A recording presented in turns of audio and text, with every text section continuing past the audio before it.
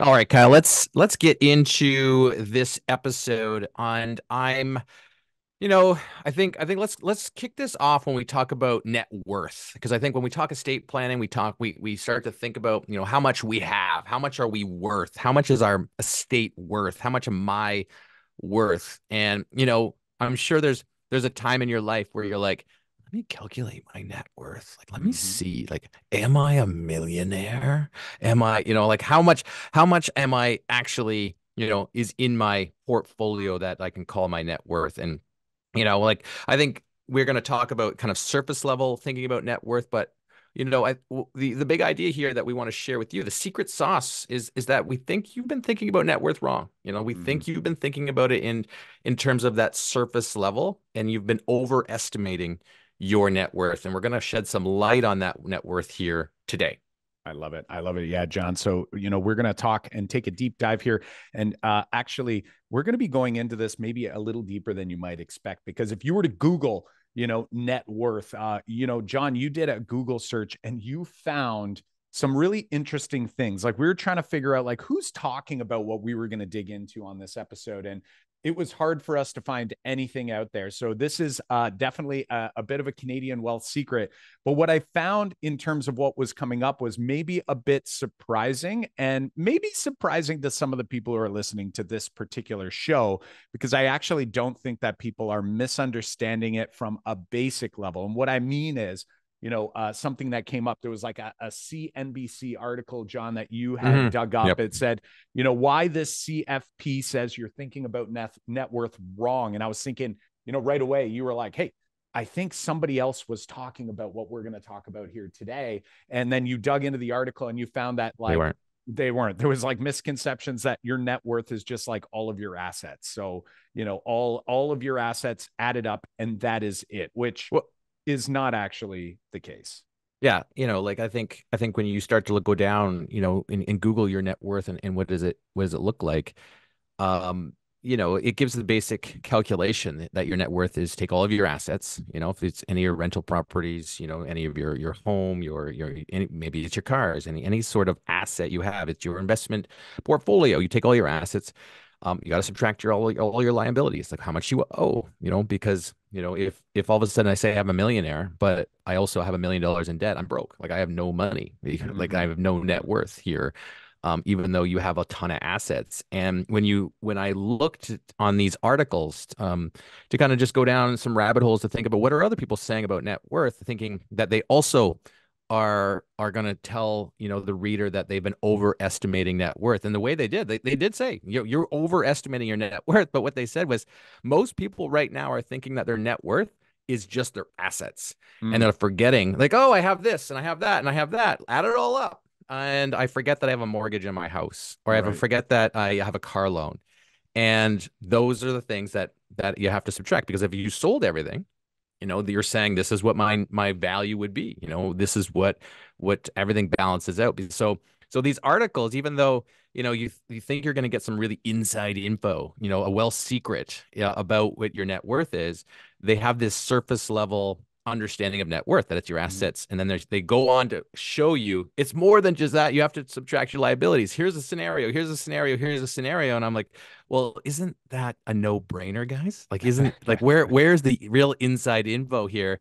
And some of them will give you, some advice to go like, well, if you want to grow your net worth, then what you want to do is add assets and subtract liabilities. So that makes a Yeah. lot of sense. And if you're going to add a liability that gives you an asset, or it can pay for that. Like your asset can pay for that liability. So those are some of the wealth secrets that some of these websites were sharing, but I think ours goes a little deeper than that.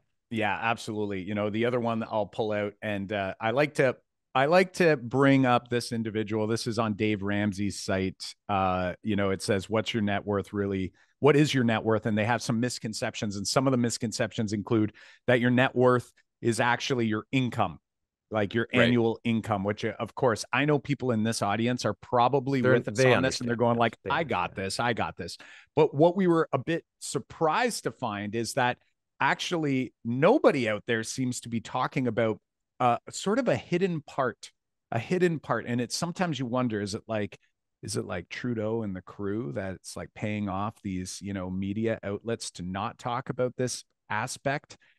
Because here's the thing is what we want to talk about today is when you're thinking about your net worth, actually thinking about if you were to hit the liquidate button on everything and you were Right. able to just sort of like go boop and sort of turn the game off and turn it all into, right now it's going to be in dollars likely, right? Canadian dollars for us Canadians, but hey, maybe one day it'll be Bitcoin, who knows, whatever it is. You hit the eject button, you're like, here's Right. all of this cash or whatever is the most liquid form in transfer of wealth. So we're going to use cash for now. Is your net worth actually the same as the amount of money that will be in your hand? And the reality Hmm. is the answer is actually no. And if we think about this for a second, doing a net worth calculation is a nice, easy way for you to kind of go, yeah, it's going to, I'm going to have about this or have about that.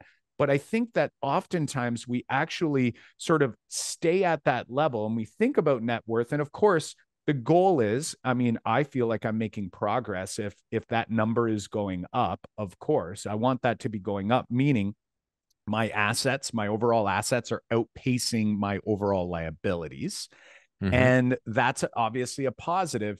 But really, if I was to hit that eject button, where am I going to truly be at? Because if I'm not going to be at that same number, my question then is, what is that number actually good for? Right. In Right. general, it's great. But like, let's be honest here. If I'm buying an asset and that asset is going to grow over time, and then I could buy another asset, and let's say they, in a perfect world they both grew at the exact same rate, right? They grew, whether one was maybe income generating or one was, a capital gain. If we don't worry about that for a second, they both grow.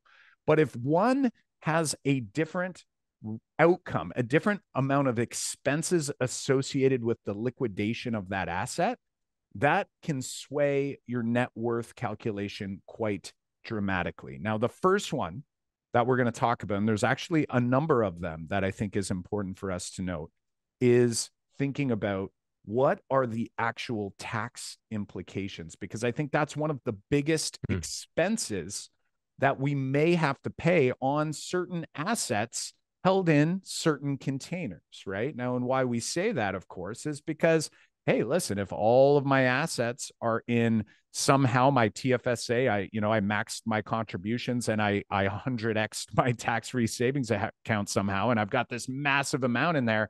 Well, guess what? If I hit the liquidate button and assuming it was something that doesn't have a high cost to liquidate, then I'm in pretty good shape because Yeah, you're in good shape. my tax bill is zero, right? That's awesome. Right. My net worth doesn't actually change.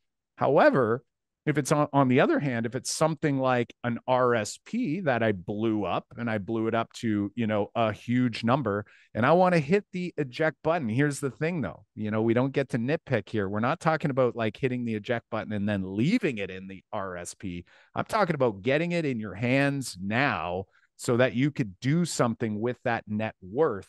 The reality is what comes out of that RSP is going to be significantly different than what the net worth calculation would have given you just moments before.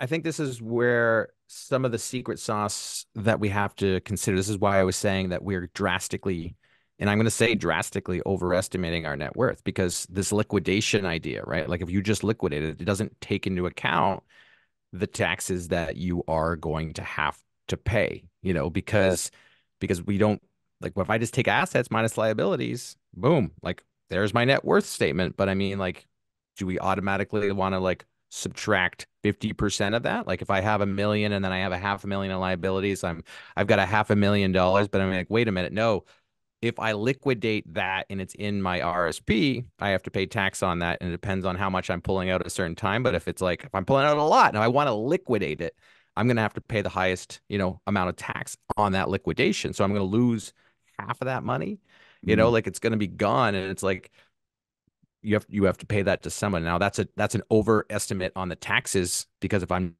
no one's really liquidating it all at once.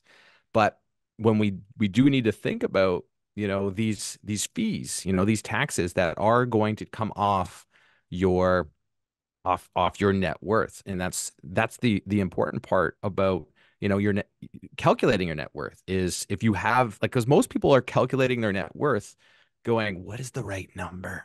Mm, Like, do I have to, like, what number am I aiming for? And some of us who are investors and business owners and and entrepreneurs, we're continually just adding to that, and we're probably not doing a lot of calculations. But think about the FIRE movement in the people who are reaching for financial independence, retire early, and they're calculating these numbers. I mean, like, what is the number that I need so that I don't have to work anymore? Like, I need my like passive income to pay off my expenses.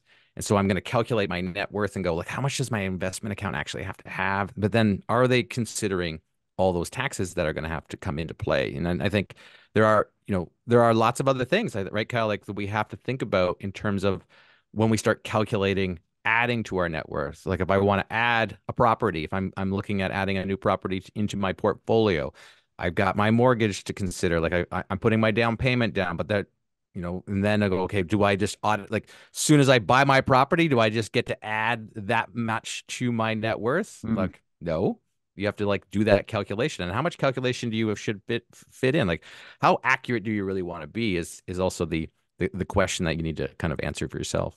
100%, 100%. And, without even going into some of the liquidation costs themselves, which, may not be nearly as high as the taxes you may have to pay on things like capital gains or the income you'll receive. So let's talk, RSP for a second. If I took $1 million out of an RSP today and, I'm going to get taxed at the personal income level, and that is going to shave off about half of that amount in terms of all of that money coming out, and that's like not even considering, say, capital gains, not even considering anything like that. You're basically just going, you know what, take that number and chop it in half. Now, why most people wouldn't do that is because you probably don't plan on taking it all out of your RSP today. You're going to do it over time. But the reality Right. is, even then, over time, you're going to be paying some tax on that, right? Unless you are taking out the basic minimum amount each year, 15,000 out of there, and then you're going to be paying some tax on there. So that million isn't really a million. So when I plan to take money out, some of that money goes away. It's not yours. And that's really important for us to be thinking about. I Hmm. want you to also think, like, let's imagine, even, I mean, our tax-free savings account, that's why that bucket is so important and it's so beneficial. Now, maybe some real estate investors might say it's less beneficial. Like it's not as beneficial to me because I'm not like a Well, big time index it's also investor. capped, right? It's also capped for the reason that Exactly. we don't want you putting all your money over there because we want your money to come over here to us, says the government. Exactly. They're like, we want you to just have enough so that, you can feel like you're winning Yeah, and that we're your yeah, friends, right? that's And, true. so that's something like really important to think about. Now, so the RSP is a tough one because like when it comes to net worth, if you're the type of person you lay out all your assets, one asset that's amazing that a lot of people would argue is like, again, Matt Bigley used to always say this on the early episodes. He would say like your primary residence isn't an investment, but it is an Hmm. asset. Okay. So his point was, Ooh, is like, you shouldn't be Robert putting Kiyosaki would say all, no. yeah, oh, yeah, exactly. He calls it a straight up liability. But the reality is, here in Canada in particular, we have this beautiful thing where we get no capital gains taxes on the sale of a primary residence, right? So there Hmm. is some benefit there. Where it's not very good is if, let's say, I'm over contributing to this thing. So I'm mortgaged to the max. I'm buying this property, and that's like my only investment strategy. Not necessarily the smartest move ever, right? Because again, sure, you're going to get that capital gains exemption, but it's probably not you. It's going to be someone else down the road who gets it, right? Maybe your estate who's going to benefit from that because they're going to liquidate that after we're gone, right? So it's still something worth considering, but you just got to be cautious about how much of your net worth is tied up in, say, your home, because now that's dead equity, or Hmm. how much of my net worth is actually tied up in, say, my RSP. So there's some people right now who might be thinking to themselves, right? And you go, oh, like I have most of my net worth other than my primary residence, which is also tied up. It's not going to be taxed, but you need to live there. And maybe you didn't Mm-hmm. have a plan to say take a loan against your house later in life. I think it's actually an amazing idea to do as long as it's done responsibly. But when we think about the RSP, imagine a world where someone's looking and they go, okay, I wrote down my asset. I got my primary residence. Cool. That's great. That's good. Assets go up, and hopefully the liability is much less than what it's worth, and eventually it'll be worth nothing, or the liability will be zero. Mm-hmm. Great. Then I look to my RSP and I go, that's where all of my other assets are. And you think about that and you go, wow, I have a net worth of this amount. But when you actually consider that RSP amount, when it contributes to your net worth, if we hit the liquidation button, your net worth goes down by a substantial amount, right? So imagine a Mm-hmm. world where, let's say you had, $1 million of net worth in your home. And let's say you had $1 million of net worth in your RSP. And let's say you didn't have any other assets. There was no other assets there, even like a vehicle. Sure, you can tie in a vehicle, but let's be honest, it's an asset today, but it's a depreciating asset that will lose value each year. So it's actually, not going to gain any value for you. So I don't even like thinking about the cars. So if you got $100,000 Mm-hmm. Tahoe, don't even put it on the chart, right? Like just take it off the chart, because guess what? In Right. 10 years, it's not 100,000 anymore. Right. So when I look at this, I go, okay, I've got $1 million in my house. And I'm talking net. Let's say net. I own a Sure. $1 million of this house. Amazing, awesome stuff. I look over here. My RSP's got $1 million. Amazing, awesome stuff. My net Sure. worth is $2 million on paper, according to the typical calculation. But Sure. in reality, if I hit the eject button, not only is it going to cost me 5% for realtor fees on the home, and it's getting, the other like things that Yeah. I Yeah. had to Yeah. put some, well, whatever. We're not going to even worry about that here. You got a million there, and then you've got around 500,000 from your RSP. Your net worth's really like 1.5 million. It's not 2 million in that particular scenario. Whereas the guy that took that limited tax-free savings account and ballooned it 10x and got to a million, which I've yet to meet someone who's done that. So by the way, so for those who have, Right. reach out to us. I'd love to talk to you. But let's say you did with the tax-free, your net worth is 2 million. Like Right. your net worth is truly 2 million, because you don't have to pay any taxes when you hit the eject button on that tax-free savings account. So you're in a much different spot. But it's not, I mean, those are two buckets. But then, like, think about, some of us, like you and I, John and Matt, who we have quite a bit of real estate. Well, the I was going to say reality that. is we've got capital gains coming Totally. if we hit that eject button. Totally. And I think I think you maybe many of you who are, let's say you're tracking your assets on a spreadsheet and you're saying like this is the equity I have in that rental property. I've got 10 rental properties and here's what they're worth. Here's what I owe. Boom. I've got this much in net, my net income, or sorry, my net worth is this much money. Mm-hmm. It's not. It's not, because capital gain is going to take, well, depends on how much you cash in. If you're And it cashing in, depends when. Are you cashing yeah, in now, or are you cashing in well, July this year? Because guess right. what? The And if you're bill's cashing more gonna than be different. 250, then you're going to be paying that 2/3 tax, and it's all of a sudden it's like, no, now you're going to pay tax on 2/3.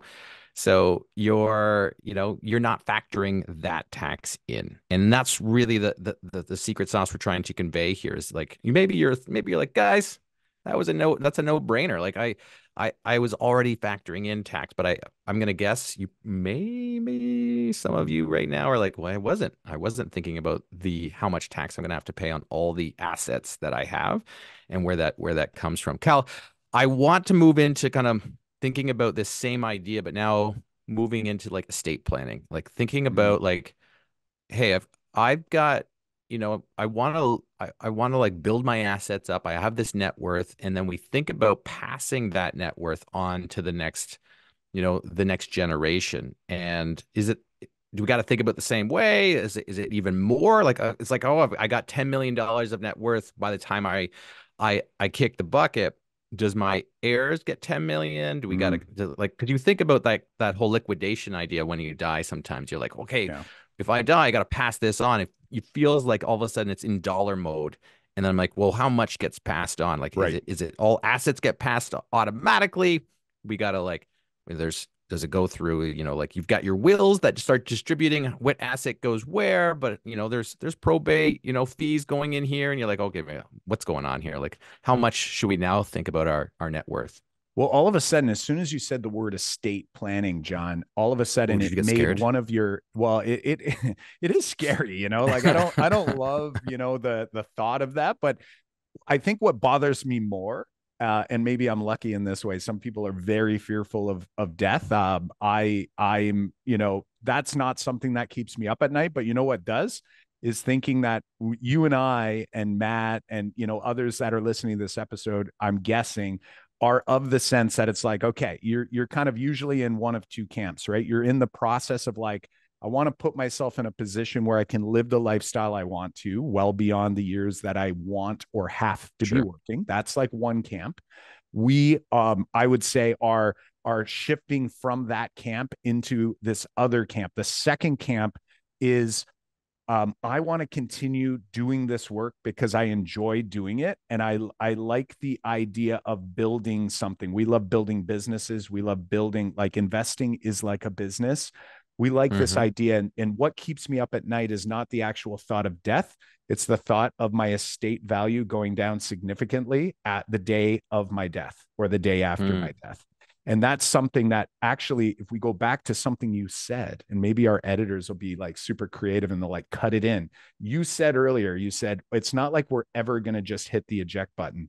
Well, guess what? What I think you meant to say is we're not going to openly and willingly hit the eject button on all these assets, but there's going to be a day and time that the universe Uh, hits the eject button for you. And guess what? When you hit that eject button, whether you wanted to or not, there is going to be taxes that are taking place, right? And the mm-hmm. biggest one that takes the biggest hit is going to be that RSP. Now, it will pass on to your spouse, right? But then when the spouse moves on as well, then that will be taxed as income in the year of your death, right? So that's going to be like, if you got 1 million in that RSP, and John, you unwillingly hit the eject button because Mm-hmm. it's your time, that money, and if your spouse also is gone as well, that money is going to be, I mean, assuming it's a large amount. If there's a large amount in there, you're going to have that amount right there. And Right. that to me is like something that I'm like, I'm going to spend time and I'm going to spend effort thinking about how to not allow that to happen. Because not only do I want to make sure I can live my lifestyle while I'm here, I also want to make sure that as I accumulate assets, as I build wealth and this quote unquote net worth,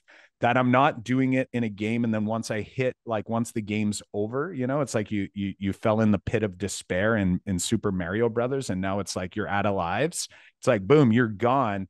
I don't want to just like give up all of the points that I tried to achieve. I want it to go to the people or the things that I care about most. And that's the second one that I think is really important, is like this idea that it doesn't necessarily have to go to children. It doesn't necessarily have to go to like family, but I would rather be the one that gets to decide how it's being spent, right? Do I want it to go, do I Mm-hmm. want this to go to charity instead of go in a specific charity, or maybe it's something later in life that you want to do yourself. And the reality is that the vast majority of people are so concerned about collecting all the coins in the game, right? And you're collecting the coins because you got to survive off the coins, right? That's Mm-hmm. important. But then it's almost like you get stuck in the habit of like, so just keep collecting. Like, if I just keep collecting, everything's going to be okay. But then you almost think about it and you say, like, I'm okay with when I don't need these coins anymore and I move on, that like I'm going to like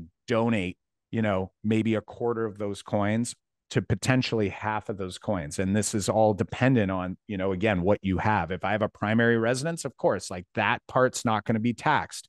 If I have all real estate and I haven't been smart about where I purchased the real estate, if I maybe didn't consider, a trust for my family, if I didn't do these types of things, if I didn't consider a permanent life insurance as an option, where instead what's going to happen to you and me, John, because of the planning that we've been doing over this past 10 years, is that as we continue to collect coins for us now in our lifetime, so that we can live the life we want, and we can live hopefully a financially stress-free lifestyle, the reality is that the way we've structured things for ourselves is also going to ensure that the day we move on, that our estate is actually going to get a bunch more coins, Right. all tax free. So I'm still going to have to pay taxes on, on the capital gain over here. And I've got to pay, like, my estate's going to have to do that, right? It's going to have to, pay the dues, quote unquote. But we've Right. now structured it such that this other asset that we were collecting coins in and leveraging and using is going to Hmm. essentially explode a bunch of coins. Some's going to pay off the taxes, some's going to do this. But ultimately, at the end of the day, our true net worth, when we hit the eject button involuntarily, right? Or Hmm. involuntarily, is going to actually be more coins for the estate. And in my head, that makes me feel better that it's like, as I continue to do this work, that it's not just for me, not just for, Chantel now while we're alive, that we're actually doing it. And we're doing it in such a way that we're not just thinking about today or the next 10 years. We're actually thinking about like the next 50 years. And hopefully we can pass on some of this information and some of these strategies along to the next generation in our families. Yeah, I think that's a big takeaway from, the work that we've been doing for the last couple of years, and in the thinking, that we've been doing, the strategizing is thinking about, using say whole life policies to build that coin collector, and putting all of our, available, your cash has to go somewhere, like it's got Mm, to go somewhere. And like why we want to dump it in there as much as possible is to do that exactly what you just said. It's like I really have, I guess, when you said like you don't not you don't you sleep at night, but it's like when you don't sleep at night, it's when you think about where that estate's gonna like all of a sudden drop. It's like that's the comforting part of knowing that we're moving all of our asset, our cash into this asset and then redeploying it. Like that move has allowed us to kind of rest easier, that when the time comes, or like when we're actually building and looking at what our net worth is, then we're factoring that through that asset. It's like we're mm, going to look there first, and then we look at the rest in terms of like calculating that. And then you also factor in like when that we go to pass on, when we go, like boom, like I don't have to all of a sudden subtract a bunch because it's going to move. We're actually have more. So yeah. I love that about the strategies that we've been putting into place. Yeah, I hope, a Canadian wealth secret that, a secret sauce that some listeners can take with them is, I think something that I've realized on the financial side is something that I think a lot of us are well aware of on the time side. And what I mean by that is we have a lot of people out there, especially in today's day, we have inflation is high, like people are feeling it all over the place. So you got a lot of people that are working really hard. And that means oftentimes people are committing a lot of time and a lot Hmm. of their energy in order to collect those coins, not only for now, for their lifestyle, but also so that they can live a later life and, and feel like they are financially secure. But a lot of people will eventually reflect on and say, like, that's a big investment of time and energy, and we only have so much. It's a scarce resource, right? That time. So in my mind, if I am a if I am thinking about time and energy, and that's a finite resource for us as humans here on this earth, I also want to be thinking about, if I'm going to be doing that work because I think it's important, I also don't want to squander whatever I collected along the way at the end. Because to me, it's like I'm trading in the time and energy now, and my kids are young, and my family and all of those things. It's like you're committing a lot of this time and energy. I don't want to ever just give it up like it didn't matter to me.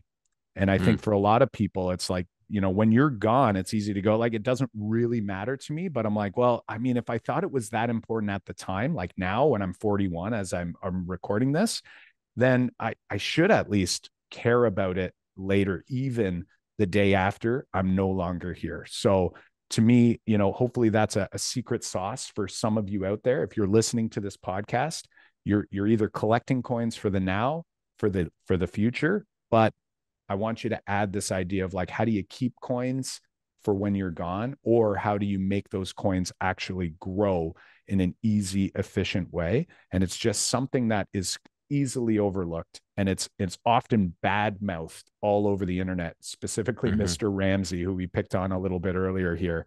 But for those who are listening to this episode, this is the type of thinking that you need to start shifting your mindset towards. And hey, we'd love to do some of that thinking with you. You folks probably know by now, unless it's your first time listening, that you can hop on a call with us at any point. It's at CanadianWealthSecrets.com/discovery. And on that discovery call, we hear you out. We try to find you the next best step for you.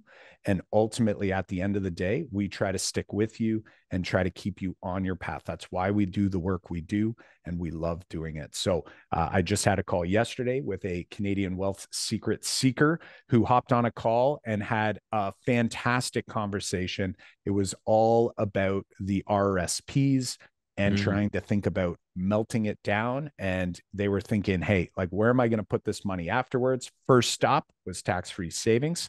And then the next stop for them, actually, it made sense for them to start thinking about those coins and the coin multiplier for later in life, which is permanent insurance. So, regardless of where you are in your particular journey, we're here to support you and help you to take that very next step. And hey, do us a solid, head on over to CanadianWealthSecrets.com/discovery and grab a spot in the Do yourself calendar a solid. today. Yeah. Do yourself a solid. If this is the first time you've listened to the show, then we encourage you to hit subscribe so that you can get next week's episode every Wednesday. We're putting out episodes. Have been doing that for about a year and a half now. I think it's been a year and a half, almost a little bit more than that.